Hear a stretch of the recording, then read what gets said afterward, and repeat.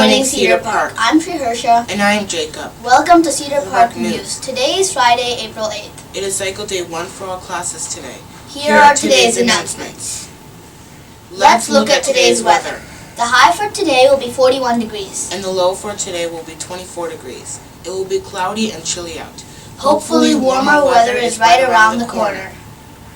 So what's for lunch? Listen closely, Miss Velasquez's class. Here's today's lunch. We will be having beefy nachos with fixin' and salsa, corn, fresh veggies, variety fruit, and milk. Yum! Book of the week. This week's book of the week is A Long Walk to Water. 3 reasons to read this book are: 1. It is based on a true story. 2. It's a New York best time-selling book. 3. It has a lot of twists and turns. And now for the joke of the week. Knock knock. Who's there? Hike. Haiku. I didn't know you liked Japanese poetry. Ha ha ha. This joke was submitted by Avery in Mr. Harlestad's class. Thank you. Sports. March Madness in the world of men's and women's college basketball is over.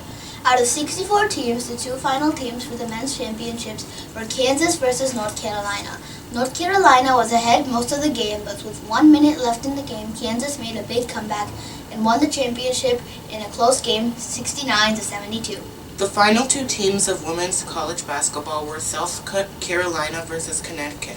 Even though Connecticut has the best player in women's college basketball in the Paige Beckers, South Carolina's defense was just too tough, so South Carolina won the championship by over 20 points. Today in STEM history. William Henry Welch was born on this day in 1850. He was an American pathologist who studied diseases, and he played a major role in the introduction of modern medicine in the U.S. Dr. Welch also taught at Johns Hopkins, teaching young doctors, and he demanded his students to study hard in the areas of physical science, and also to be active involvement in clinical duties and laboratory work. In 1891, with the students, Dr. Welch demonstrated the pathological effects produced by diphtheria toxin. In 1892, he discovered an important bacteria that causes wound fever and how it causes gangrene or rotting infected human tissue. Ew, now that's gross but fantastic. For your information, a reminder to 3rd to 5th graders that MCA testing continues through the month of April. Make sure to sleep well, prepare your iPad, and always try your best.